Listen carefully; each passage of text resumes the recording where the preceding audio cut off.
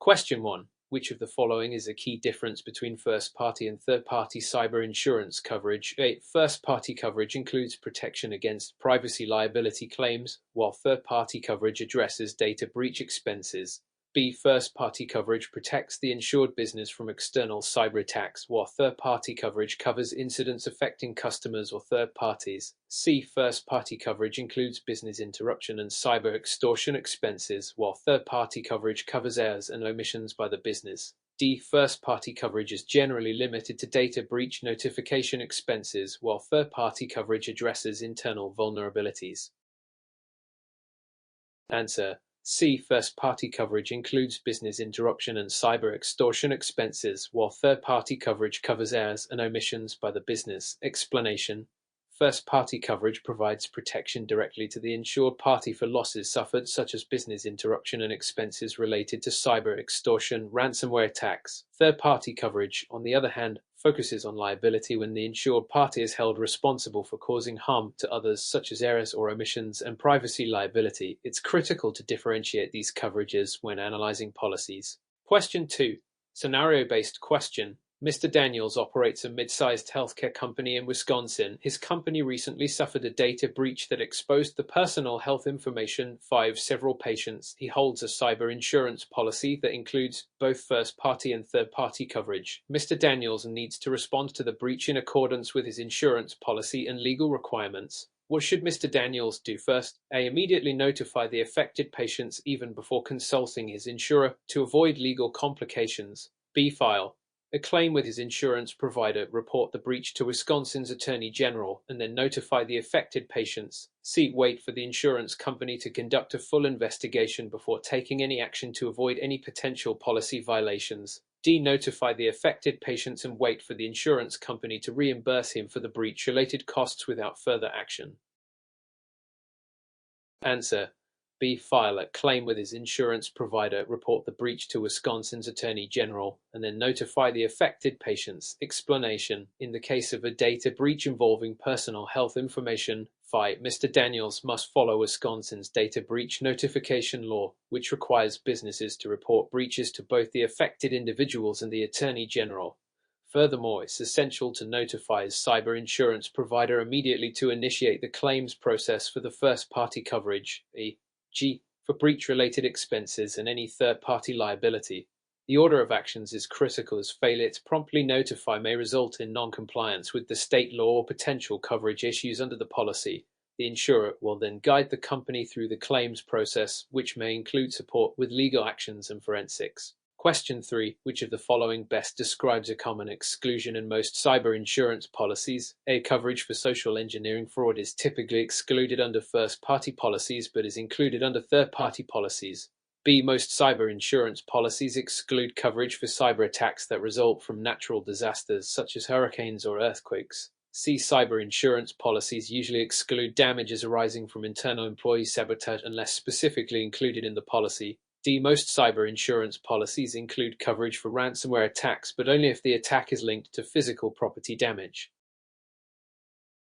Answer. C. Cyber insurance policies usually exclude damages arising from internal employee sabotage unless specifically included in the policy. Explanation. Internal employee actions, such as sabotage or negligence, are often excluded from cyber insurance policies unless explicitly covered by a specific endorsement. The rationale is that many policies assume that the business is responsible for controlling and managing its employees, and internal actions are typically considered an operational risk. Ransomware attacks, social engineering fraud, and damage from natural disasters are often addressed differently within the terms of the policy, and the specifics of coverage may vary based on the insurer's language and policy structure.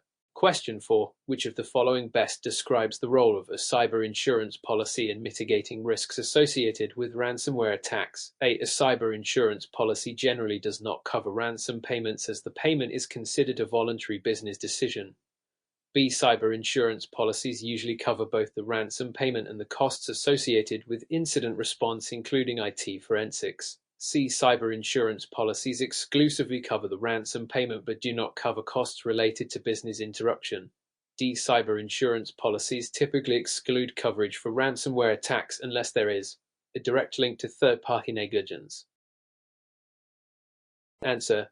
B. Cyber insurance policies usually cover both the ransom payment and the costs associated with incident response, including IT forensics. Explanation: most cyber insurance policies will provide coverage for both ransom payments and the associated incident response costs, including forensic investigations, business interruption, and public relations efforts. These expenses can be significant in the event of a ransomware attack. However, the scope of coverage may depend on the policy's terms and conditions, and certain exclusions may apply based on the policy's language or the insured's level of coverage. Question 5. Which of the following is most likely to affect the premium calculation for cyber insurance coverage? A. The company's size, industry, and the types of data it handles are primary factors influencing the premium. B. The number of employees a company has is the most important factor for determining premiums. C. A company's physical location is the most significant factor in pricing cyber insurance premiums.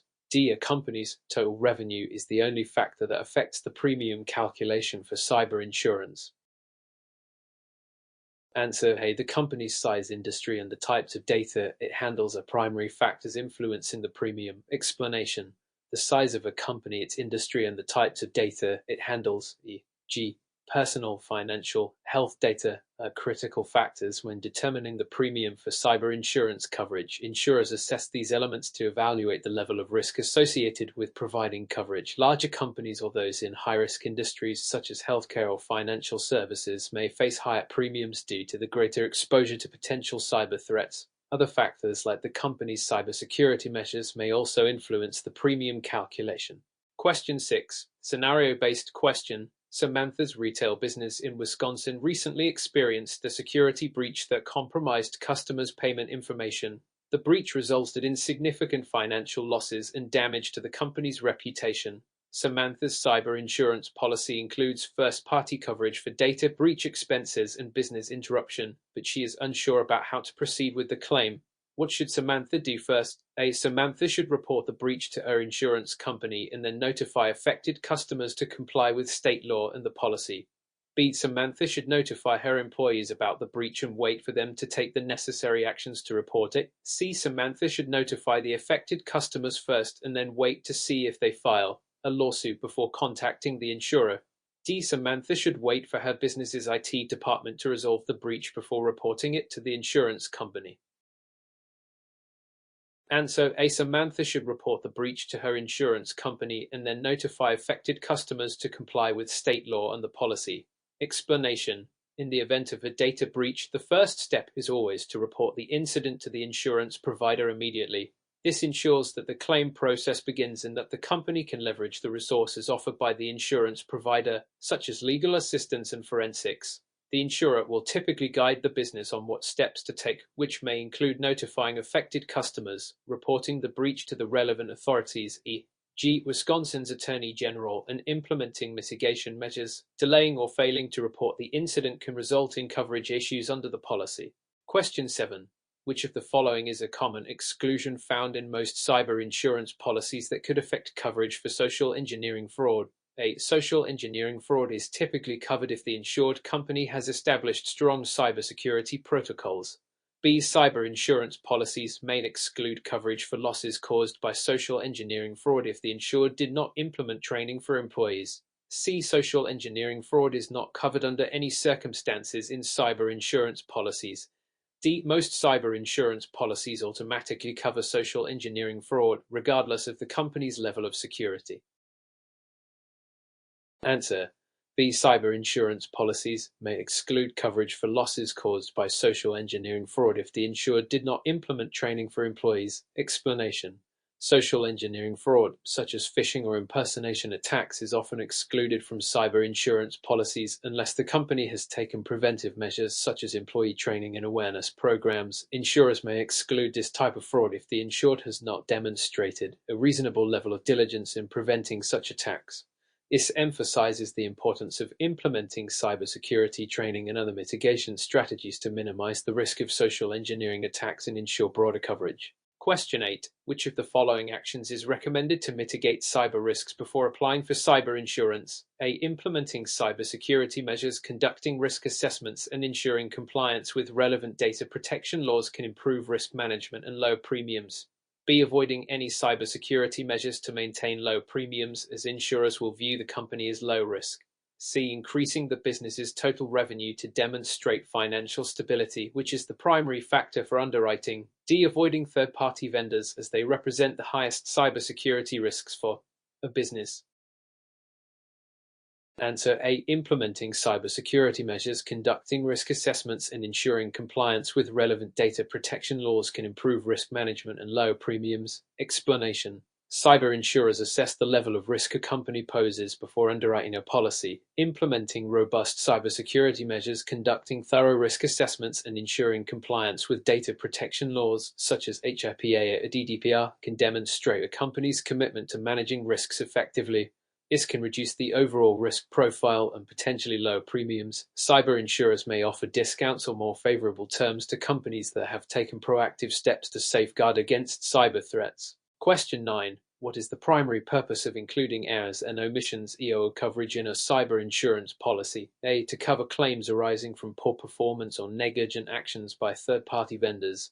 B. To cover the insured business for liability resulting from a breach of contract or failure to meet performance standards. C. To cover physical damage to data storage equipment due to cyber attacks. D. To provide coverage for legal costs associated with defending against ransomware demands. Answer. B. To cover the insured business for liability resulting from a breach of contract or failure to meet performance standards. Explanation. Errors and omissions (EOO) coverage within a cyber insurance policy protects businesses from liability arising due to failure to meet professional standards or contractual obligations, such as not implementing necessary security measures or failing to deliver agreed-upon services. This type of coverage typically applies when the insured business is sued by a client or third party for failing to fulfill a service or meet certain standards leading to financial harm. This is distinct from ransomware or equipment damage, which would be covered under different provisions. Question 10. Which of the following best describes the concept of a cyber risk model used in underwriting cyber insurance policies? A. A model that predicts the likelihood of a cyber attack based solely on the size of the business.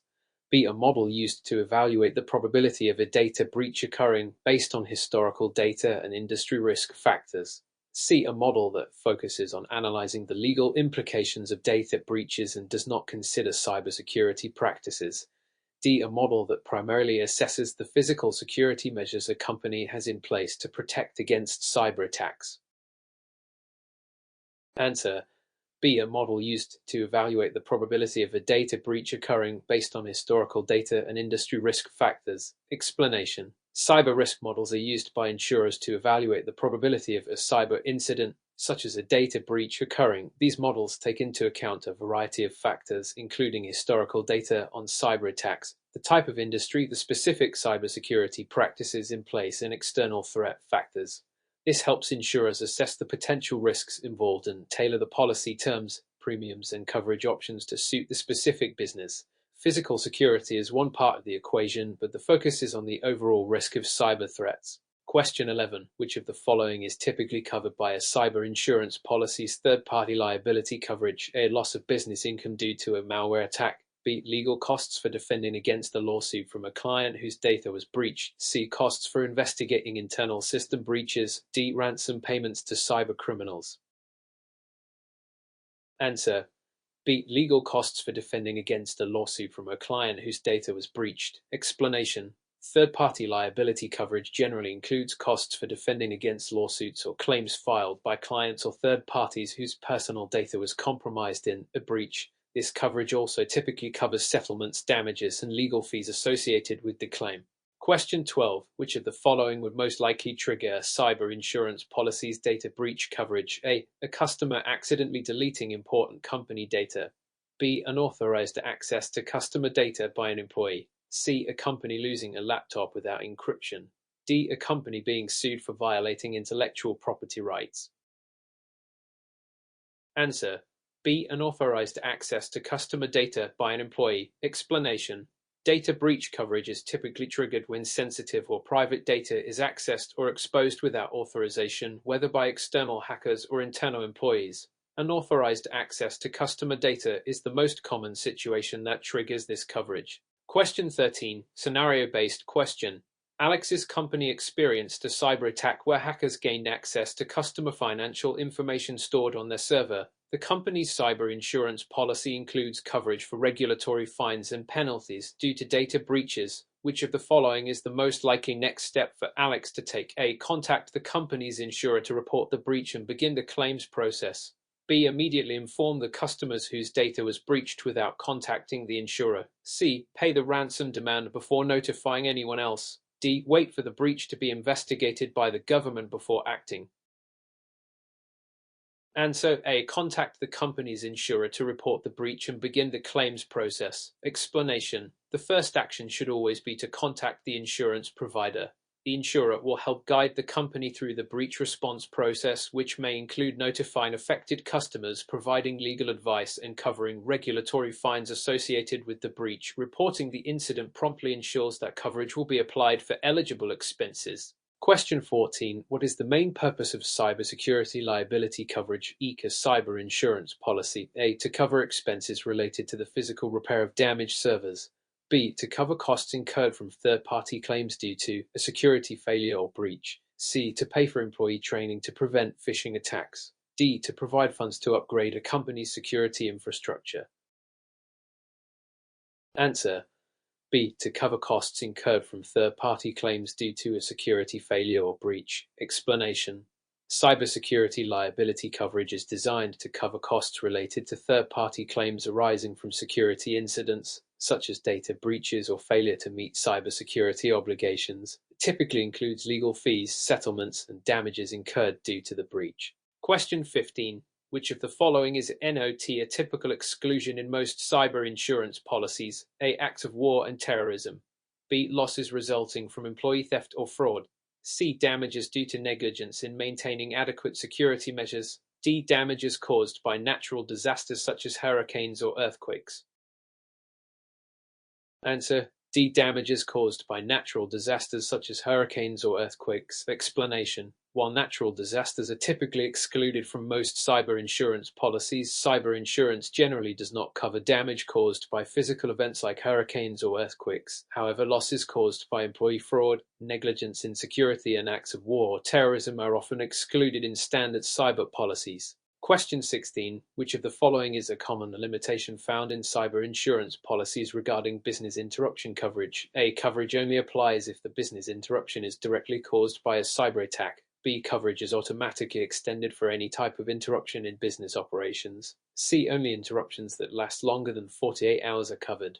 D. Business interruption coverage only applies to companies with more than 500 employees.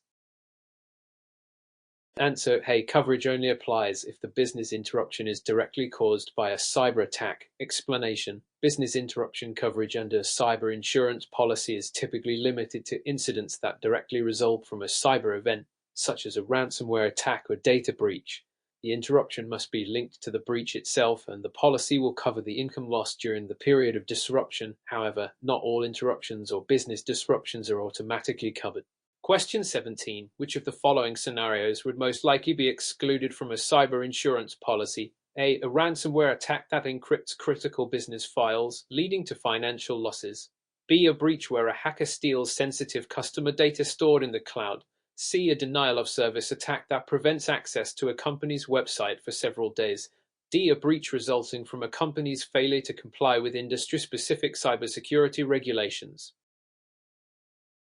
Answer: D. A breach resulting from a company's failure to comply with industry-specific cybersecurity regulations. Explanation: the cyber insurance policy typically excludes coverage for breaches caused by a company's failure to comply with industry-specific regulations, such as those related to cybersecurity or data protection.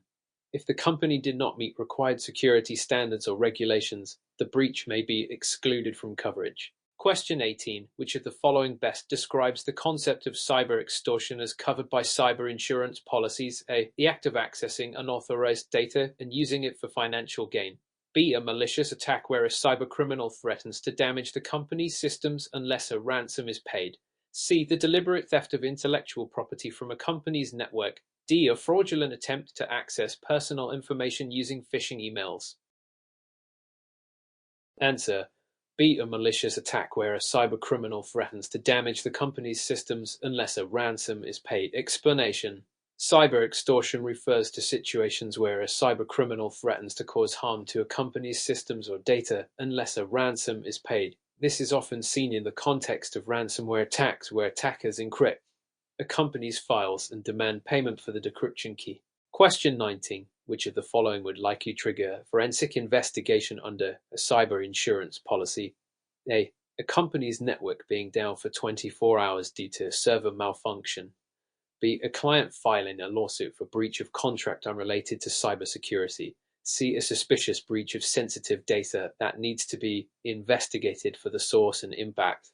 D. A company's regular backup being corrupted due to an internal hardware issue. Answer: C. A suspicious breach of sensitive data that needs to be investigated for the source and impact. Explanation: a forensic investigation is typically triggered when there is a suspected cyber attack, data breach, or other security incident that requires investigation to determine the cause, impact, and extent of the damage. The insurer may cover the costs of a forensic investigation to help the company understand the breach and recover from the incident. Question 20. Which of the following is an example of a first-party coverage in cyber insurance? A. Legal expenses for defending against a lawsuit filed by a third-party victim of a data breach. B. Expenses related to restoring lost data and repairing damaged systems after a cyber attack. C. Coverage for fines and penalties imposed by regulators due to a data breach. D. Coverage for the financial damages suffered by a client whose data was exposed. Answer: B. Expenses related to restoring lost data and repairing damaged systems after cyber attack. Explanation: first-party coverage refers to insurance that covers costs directly incurred by the insured, such as the restoration of lost or corrupted data, system repairs, and business interruption costs following a cyber attack. This is in contrast to third-party coverage, which covers claims made by external parties affected by the incident. Question 21. What type of coverage would typically cover the costs of a company's legal defense and settlement expenses when accused of failing to secure sensitive data under a cyber insurance policy? A. Cyber extortion coverage. B. First-party liability coverage. C. Third-party liability coverage. D. Business interruption coverage. Answer: C. Third-party liability coverage. Explanation: third-party liability coverage protects a business when it is accused of causing harm to an external party due to a cyber incident, such as failing to protect customer data. It covers legal defense, settlements, and damages for claims filed by third parties like customers or partners. Question 22. Which of the following is often excluded from cyber insurance policies related to cyber extortion coverage? A. Costs to negotiate with cyber criminals. B. Ransom payments made to recover encrypted data. C. Loss of business income due to a ransom attack. D. Legal fees to defend against claims stemming from extortion. Answer: C. Loss of business income due to a ransom attack. Explanation: cyber extortion coverage typically covers the costs associated with handling extortion threats, including ransom payments and legal expenses. However, loss of business income due to a cyber extortion event would more likely be covered under business interruption coverage, which may be subject to different conditions. Question 23. Which of the following is a common limitation of cyber insurance policies when it comes to covering the costs of a data breach? A. Coverage only applies to breaches involving financial data. B. Coverage is limited to companies with fewer than 100 employees. C. Coverage excludes losses from breaches caused by employee negligence. D. Coverage does not include fines or penalties from regulatory bodies. Answer: D. Coverage does not include fines or penalties from regulatory bodies. Explanation: cyber insurance policies often exclude coverage for fines or penalties that may be imposed by regulatory authorities after a data breach. These penalties are typically considered a form of punishment or enforcement and are not covered by most cyber insurance policies. Question 24. Scenario-based question. Sarah's company was attacked by ransomware, which encrypted critical business files. The attackers are demanding a ransom payment. Sarah is considering paying the ransom, but the company's cyber insurance policy includes cyber extortion coverage. Which of the following actions should Sarah take first? A. Pay the ransom immediately to regain access to the encrypted data. B. Contact the insurance company to report the incident and begin the claims process. C. Contact the police before notifying the insurer. D. Ignore the situation and wait to see if the attackers release the files without payment.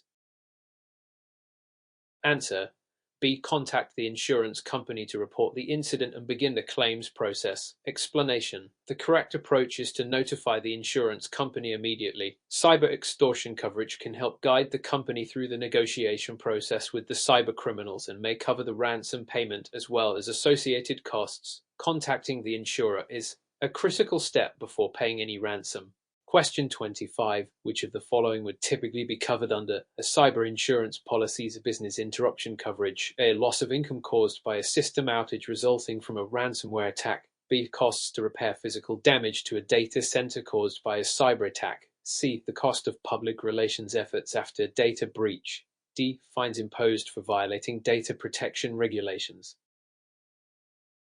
Answer: A. Loss of income caused by a system outage resulting from a ransomware attack. Explanation: business interruption coverage under a cyber insurance policy covers lost income due to disruptions in business operations caused by cyber incidents like ransomware attacks where systems or data become inaccessible. This type of coverage helps mitigate the financial impact of downtime. Question 26. Which of the following would not typically be covered by cyber insurance policies related to social engineering attacks? A. Loss of funds due to fraudulent wire transfers. B. Costs to investigate and recover stolen funds from a fraudulent email scam. C. Legal fees for defending a claim filed by the victim of the scam. D. Damages to company reputation from the incident. Answer: D. Damages to company reputation from the incident. Explanation: while cyber insurance policies may cover direct financial losses from social engineering attacks, such as fraud or theft, damages to a company's reputation are usually excluded or limited. Reputational damage often requires separate coverage or public relations support. Question 27. Which of the following best describes network security liability coverage in a cyber insurance policy? A. Coverage for data recovery costs following a ransomware attack. B. Coverage for legal expenses when sued for failing to protect a customer's data. C. Coverage for the costs of public relations efforts after a cyber attack. D. Coverage for the loss of physical assets due to a cyber attack. Answer: B. Coverage for legal expenses when sued for failing to protect a customer's data. Explanation: network security liability coverage typically protects against claims made by third parties like customers or business partners for failing to prevent a data breach or unauthorized access to their data. This coverage includes legal defense costs, settlements, and damages related to these claims. Question 28. Which of the following is not a typical reason a cyber insurance claim might be denied? A. The insured failed to implement required security measures. B. The incident was caused by an employee's intentional malicious action. C. The breach was due to an outdated firewall or software. D. The breach occurred before the policy's coverage period began.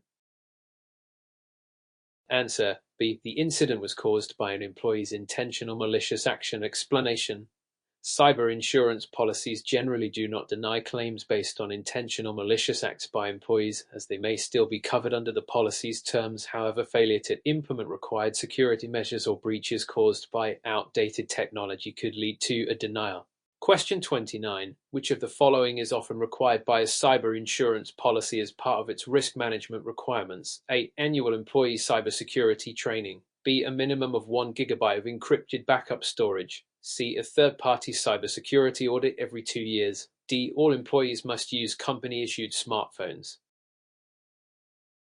Answer: A. Annual employee cybersecurity training. Explanation: many cyber insurance policies require businesses to implement specific cybersecurity measures to mitigate risk, such as providing annual employee cybersecurity training. This ensures that employees are aware of common threats like phishing and social engineering, reducing the likelihood of a breach. Question 30. Scenario-based question.